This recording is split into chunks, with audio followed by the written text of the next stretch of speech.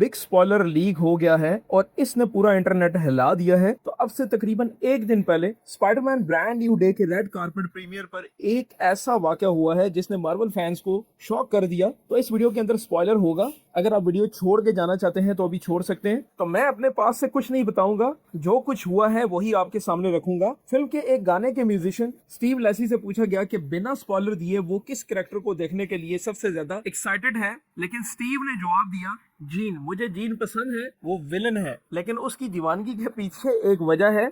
ये सुनते ही इंटरव्यूअर ने फौरन पूछा क्या ये स्पॉइलर था, लेकिन स्टीव ने इस बात की कोई सफाई नहीं दी। बस फिर क्या था, ये क्लिप सोशल मीडिया पर आग की तरह वायरल हो जाता है। फैंस का यहाँ पे मानना है कि स्टीव ने गलती से फिल्म का सबसे बड़ा राज खोल दिया है और फैंस अब ये अंदाजा लगा रहे हैं कि सेठी सिंह असल में जीन ग्रे का रोल निभा रही है। और अगर स्टीव की बात सही निकली तो जीन ग्रे इस फिल्म की विलन या मेन एंटागनिस्ट हो सकती है, यानी मुखालिफ। लेकिन एक जरूरी बात, जब ये स्पॉइल हुआ तो मार्वल और सोनी ने इसकी कोई ऑफिशियली तस्दीक नहीं की, इसलिए इसे एक्सीडेंटली स्पॉइलर या स्ट्रॉन्ग रूमर ही समझा जा रहा है। सिर्फ स्पॉइलर ही नहीं, फिल्म के अर्ली क्रिटिक्स रिव्यूज भी सामने आ गए हैं और ज्यादातर क्रिटिक्स का कहना है कि टॉम हॉलैंड ने अपनी अब तक की सबसे बेहतरीन स्पाइडरमैन परफॉर्मेंस दी है। रिव्यूअर्स ने फिल्म की ग्राउंडेड स्टोरी, इमोशनल सीन और एक्शन की काफी तारीफ की है और इस फिल्म को टॉबी की जो मूवी आई थी स्पाइडरमैन 2 उसके साथ जोड़ा जा रहा है कि ये फिल्म आपको वही दुनिया में ले जाएगी जैसा उस मूवी में